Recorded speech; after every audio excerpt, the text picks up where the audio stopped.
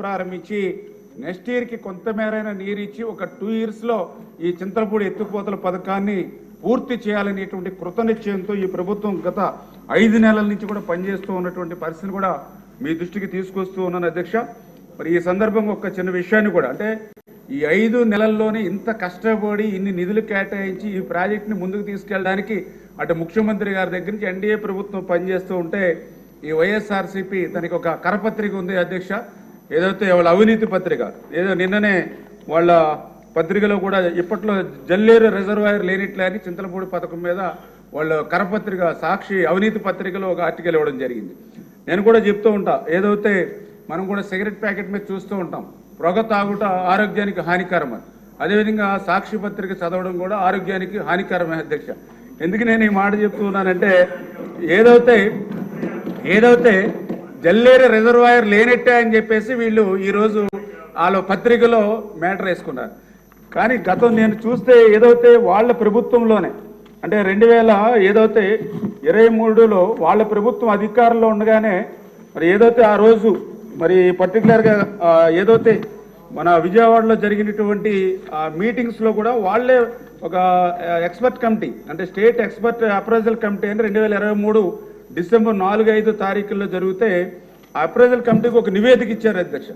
వాళ్ళు ఇచ్చినటువంటి నివేదికలో చాలా క్లియర్గా submit affidavit for stating that no earthen dams and no reservoirs are proposed to be constructed in the project అంటే చాలా క్లియర్గా వన్లో అఫిడవిట్ సబ్మిట్ చేశారు. ఈ చింతలపూడి ప్రాజెక్టులో రిజర్వాయర్స్ ఏమీ కూడా మేము ప్రపోజల్ చేయట్లేదని వాళ్ళే ఆ రోజు రిజర్వాయర్ని ఎత్తేసినటువంటి పరిస్థితి అధ్యక్ష.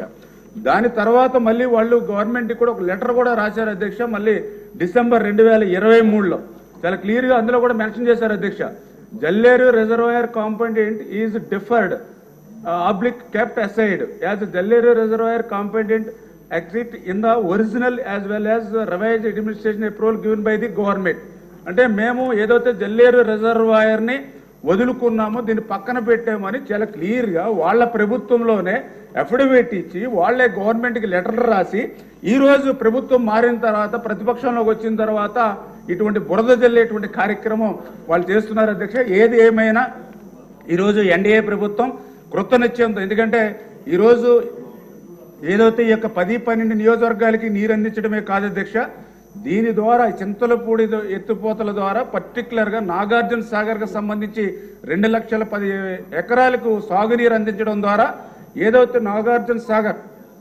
లెఫ్ట్ కెనాల్ నుంచి తీసుకునేటువంటి నీటిని మనం నిలుపుదల చేసుకోవడం ద్వారా అది శ్రీశైలంలో బ్యాక్ వాటర్ కింద రాయలసీమకు కూడా ఉపయోగించుకునేటువంటి అవకాశం ఈ చింతలపూడి ఎత్తిపోతల పథకం ద్వారా ఉంటుంది సార్ అధ్యక్ష. అందుచేత ఇది నదుల అనుసంధానంలో భాగంగా చంద్రబాబు నాయుడు గారి కళ. అంచేత ఖచ్చితంగా ఈ చింతలపూడి ఎత్తిపోతల పథకాన్ని చంద్రబాబు నాయుడు గారు ఈ ఆర్థిక సంవత్సరంలో ప్రారంభించి మళ్ళీ ఆయన ఈ యొక్క చింతలపూడి ఎత్తిపోత పథకం ద్వారా ఆ యొక్క గోదావరి నీటిని ఈ యొక్క కృష్ణా ప్రాంతానికి అందిస్తాం అధ్యక్ష. Thank you. గౌరవ సభ్యులందరూ కూడా సహకరించాలి సార్.